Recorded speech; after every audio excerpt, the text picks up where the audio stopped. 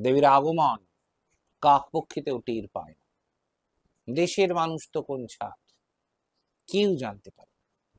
আজ থেকে কয়েক হাজার বছর আগে দেবী পার্বতীর উপাসনা করেছিলেন দুই মহর্ষি। তবে আমি যেটি সম্পূর্ণরূপে আপনাদেরকে জানাতে চাই, this is only for general information. এই সাধনা কোনো সংসারী মানুষের পক্ষে করা সম্ভব নয়। রাবণ, দশানন, রাবণের যিনি পুত্র ইন্দ্রজিৎ, তার অপর নাম মেঘনাদ, মেঘের আড়াল থেকে তীর মারতে পারতেন, তিনি কিন্তু নিকুম্ভিলা যজ্ঞ করেছিলেন দেবী প্রত্যঙ্গিরাকে সন্তুষ্ট করবেন বলে। সেই যজ্ঞে দেবী সন্তুষ্টা হন এবং আশীর্বাদ করেন ইন্দ্রজিৎকে। অনেকে অভিযোগ করেন, এত ঈশ্বরকে ডাকি, এত ঈশ্বরকে বলি, কোথায় ঈশ্বর? ঈশ্বর নেই।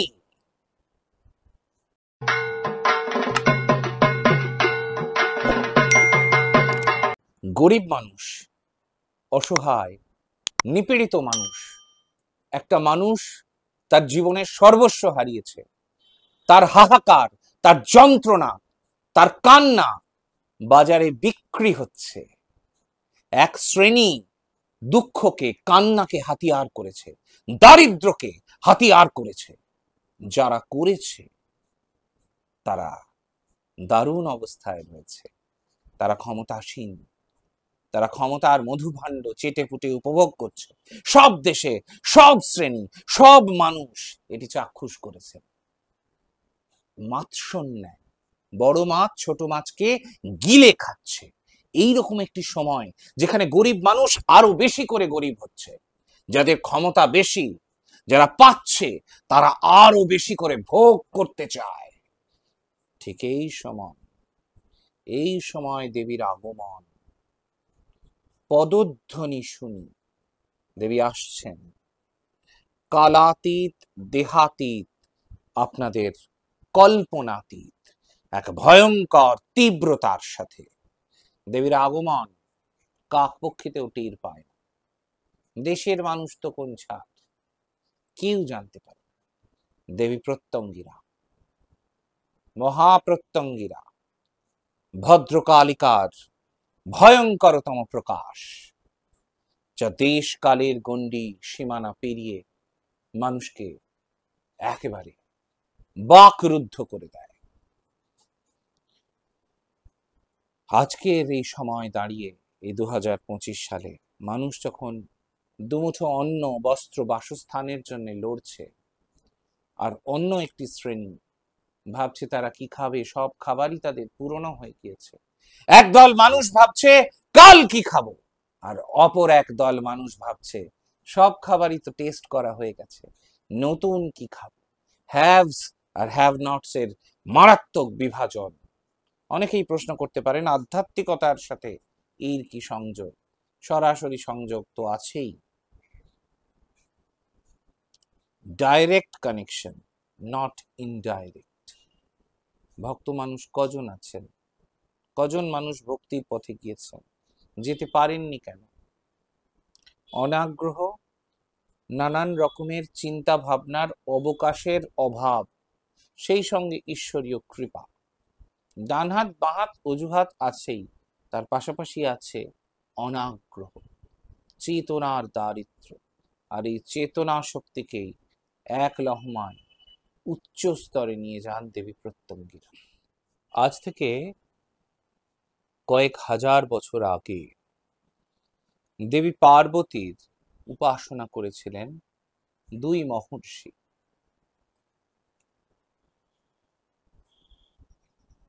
মহর্ষি প্রত্যঙ্গ এবং অঙ্গীর। তাদের দুজনের সাধনা ছিল অত্যন্ত আত্মত্যাগের বিনিময়। দেবী পার্বতীর পাদপদ্মকে তার হৃদপদ্মে স্থাপন করেন। দেবী অত্যন্ত প্রসন্না হন এবং দুই মহর্ষিকেই আশীর্বাদ করেন এবং কালক্রমে সিদ্ধাই প্রাপ্ত হন এবং দেবী নিজের মধ্যে দুজনকে গ্রহণ করেন, একীভূত হয়ে যান। সেখান থেকেই মার্কণ্ডেয় উপনিষদ এবং দেবী ভাগবত এবং অন্যান্য পুরাণ আদি শাস্ত্রে উল্লেখিত রয়েছে দেবী প্রত্যঙ্গিরা সম্পর্কে এই সংক্ষিপ্ত ইতিহাসটি। এটি বলা হয়ে থাকে তিনি কালাতীত এবং যে কোনো নেতিবাচক শক্তিকে মুহূর্তে ধ্বংস করতে পারেন। নেতিবাচক শক্তি বলতে শুধুমাত্র যে তন্ত্রশাস্ত্রের বিভিন্ন আভিচারিক ক্রিয়া বা সাংঘাতিক কোনো প্রয়োগ সেটি কিন্তু নয়।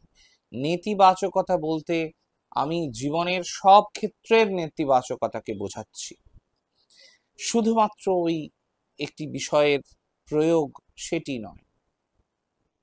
অনেকে এটিকে ভুল বোঝেন, মনে করেন যে দেবী প্রত্যঙ্গিরা হয়তো বিপরীত প্রত্যঙ্গিরা বা মহাপ্রত্যঙ্গিরা হয়ে দেখা দেবেন এবং সেটিকে ঘুরিয়ে নিজের দিকে দিয়ে দেবেন।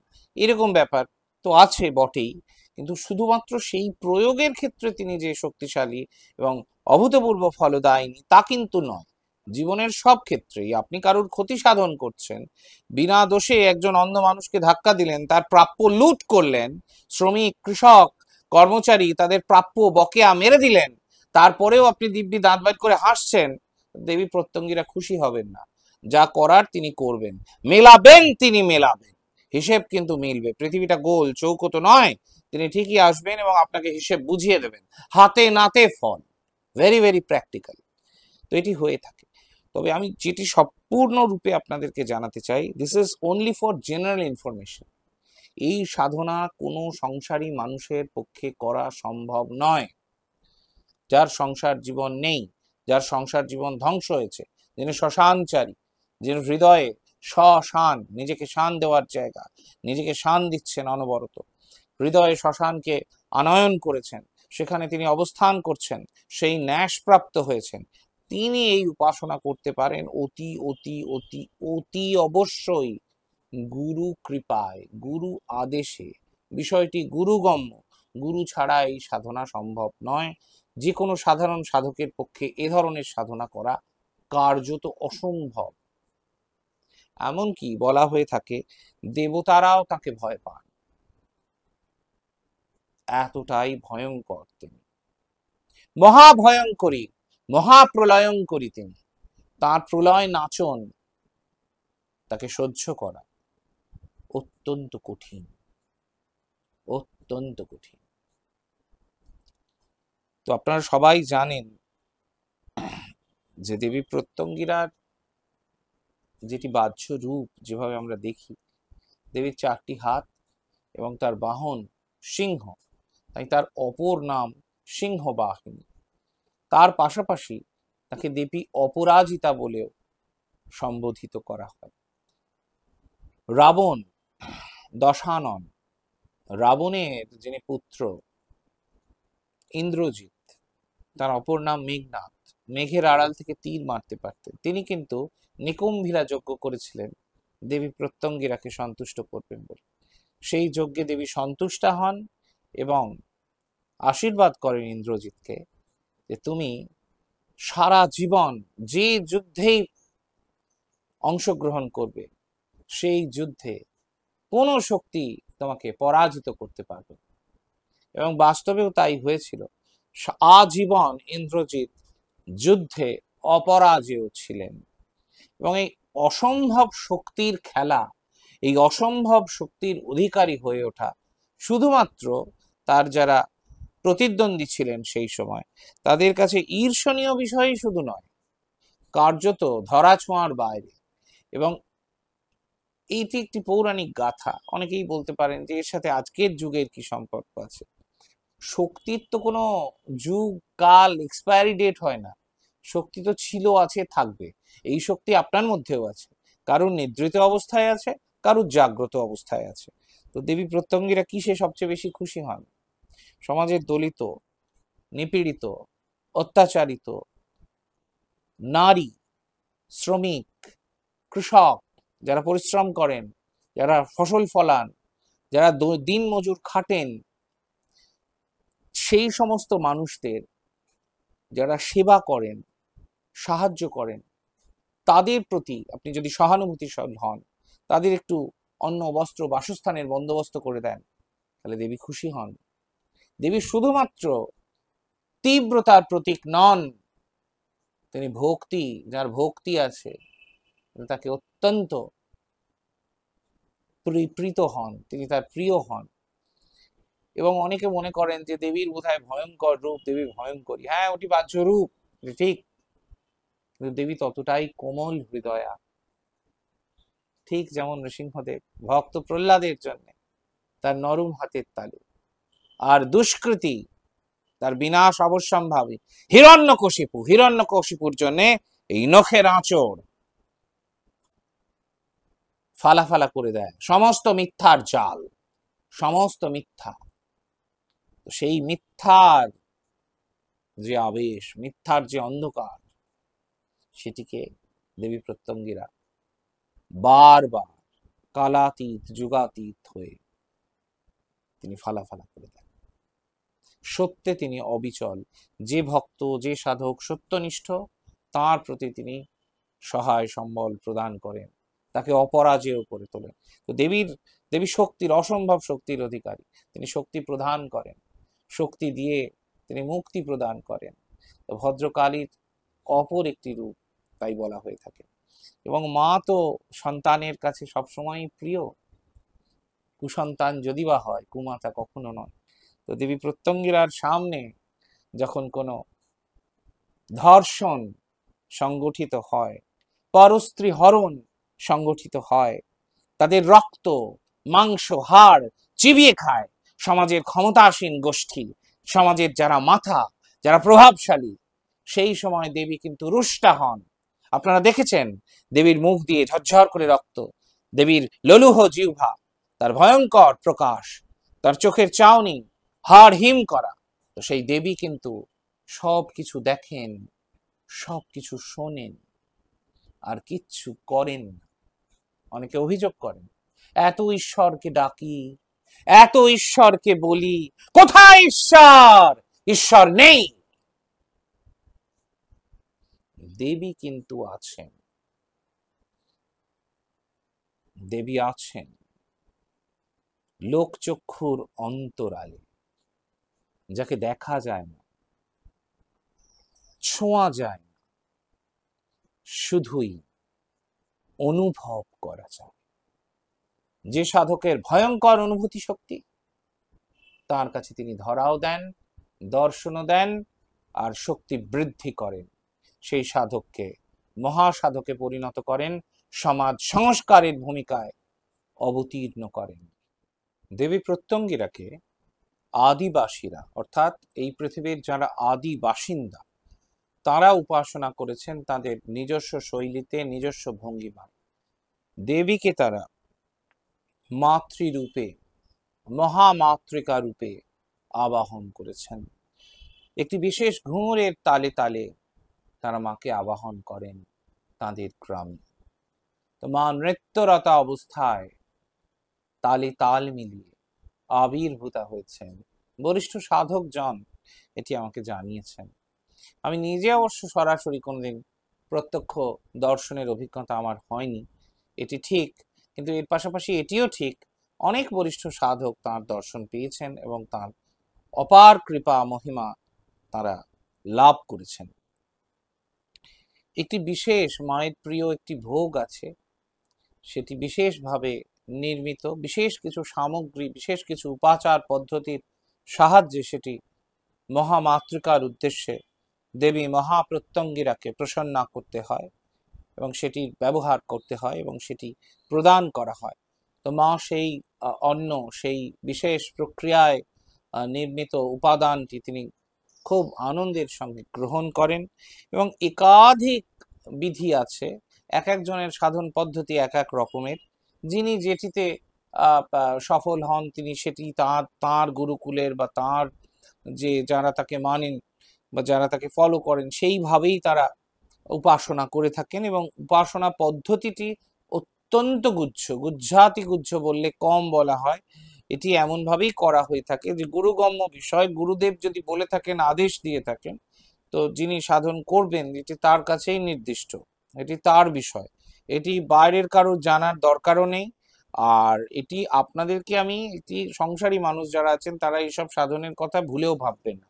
সর্বনাশ হয়ে যাবে সব, আপনি শেষ, আপনার জীবন শেষ। দয়া করে আমায় দায়ী করবেন না, আমি করজোড়ে প্রার্থনা করছি। দয়া করে আমায় দায়িত্ব কোনো কিছুই আমার নয়। যেটি সবচেয়ে গুরুত্বপূর্ণ বিষয় সেটি হচ্ছে দেবী প্রসন্না হন বলিতে। কি বলি? আত্মবলি, নিজেকে বলি দেওয়া। নিজের 6টি রিপুকে যিনি বলি দিতে পেরেছেন সেটিই সার্থক বলি। ছাগ, মহিষ, মুরগি, হ্যাঁ, এই পায়রা, এগুলো কোনো কিছুই বলি নয়। সত্যিকারের বলি যিনি সেই দিব্যভাবে আছেন, যিনি সেই ধরনের সাধক, যিনি বীর আচারকে নিজের জীবনে আনয়ন করেছেন, যিনি কাউকে ভয় পান না, তাকে মেরে ফেলবো বললেও তিনি ভয় পান না, তিনি মাতৃপূজনে একেবারে দৃঢ় প্রতিজ্ঞ, সেই রকম বীর সাধককে মা পছন্দ করে।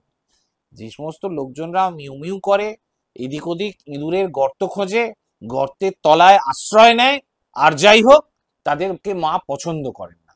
মা অভয়দাত্রী, মা মহাপ্রত্যঙ্গিরা, তিনি ভয়কে জয় করার মহানায়িকা, তিনি খেলা ঘুরিয়ে দেওয়ার খেলা জানেন। তো এই জড় জগতে যারা নাচানাচি করছে, অনেক, এখন এই বর্ষাকাল এসে গেছে, এই সময় পোকামাকড় বেশি হয়, পিপিলিকার ডানা উঠে মরিবার তরে, তো আলোর দিকেই পোকামাকড় বেশি ধেয়ে যায়। তো মা এদেরকে ঠান্ডা করে দেয়, তো কয়েক সেকেন্ডে ঠান্ডা হয়ে যায়।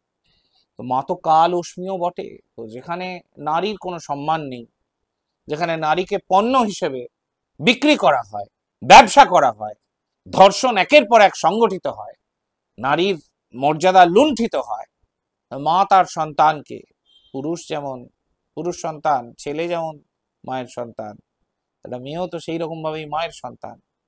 তো কোনো মা তার চোখের সামনে দেখছে তার মেয়ে ধর্ষিতা হচ্ছে, তার মেয়ের রক্ত মাংস এই সমাজের নপুংসক যারা, তারা গিলে খাচ্ছে, সেই সময় মা কি শান্ত হয়ে বসে থাকতে পারেন? পারেন না। তো মা তার যে কাল অস্মি রূপ, যে ভয়ঙ্করতম যে প্রকাশ, মা সেই নিয়ে ধেয়ে আসেন। কখন, কোথায়, কিভাবে আসবেন কেউ আমরা তা জানি। মা কিন্তু আসেন এবং সাধককে জানিয়ে আসেন, এবং সাধকের কর্ম কাজ সমাজকে সেবা করা, পয়সা রোজগার করা নয়, সাধনা বিক্রির কোনো বস্তু নয়। যারা দেবী মহাপ্রত্যঙ্গিরাকে নিয়েও আস্তে আস্তে এই সমস্ত কমার্শিয়াল কিছু কাজকর্ম করার চেষ্টা করছেন, আমি অনুরোধ করব দয়া করে করবেন না, দয়া করে হাত জোড় করে বলছি, করবেন না। ঈশ্বরকে হাফ প্যান্ট পরিয়ে বাটি হাতে ভিক্ষে করার জন্য রাস্তায় যারা পাঠিয়ে দেন, এই কাজ থেকে বিরত হন। Enough is enough. কারণ অনেকে মনে করেন যে প্যারালাল ওয়ার্ল্ড এক্সিস্ট করে না। অনেকের অনেক যুক্তি টুক্তি আছে, সব যুক্তি টুক্তি একদম মেখে ঘেঁটে খাইয়ে দেওয়ার বন্দোবস্ত তিনি করবেন আগামীতে। যেরকম সময় এখন চলছে এবং যেরকম পরিবেশ পরিস্থিতি চলছে, তাতে আর যাই হোক, সাধকের যেটি মূল লক্ষ্য দেবীকে প্রসন্ন করা, সেটি সাধক পারবেন। তিনি থাকুন বা না থাকুন, পৃথিবী থাকবে, ব্রহ্মাণ্ড থাকবে, আর পরম চৈতন্যময়ী, পরম কৃপাময়ী দেবী প্রত্যঙ্গিরা তিনিও থাকবেন। তো মায়ের ভক্ত হয়ে উঠুন, মাকে ভালোবাসুন, মায়ের উপাসনা করুন, গুরু কৃপায়, গুরু আদেশ ব্যতীত এরকম কোনো সাধনায় আপনারা অগ্রসর হবেন না। যদি হন, সেটি সম্পূর্ণ আপনাদের দায় এবং দায়িত্ব। এটি কোনো বাচ্চাদের খেলার বিষয় নয়, এলেম দেখলেম জয় করলেম। দেবী এত সস্তা নয়। সবাই খুব খুব ভালো থাকবেন। জয় মা।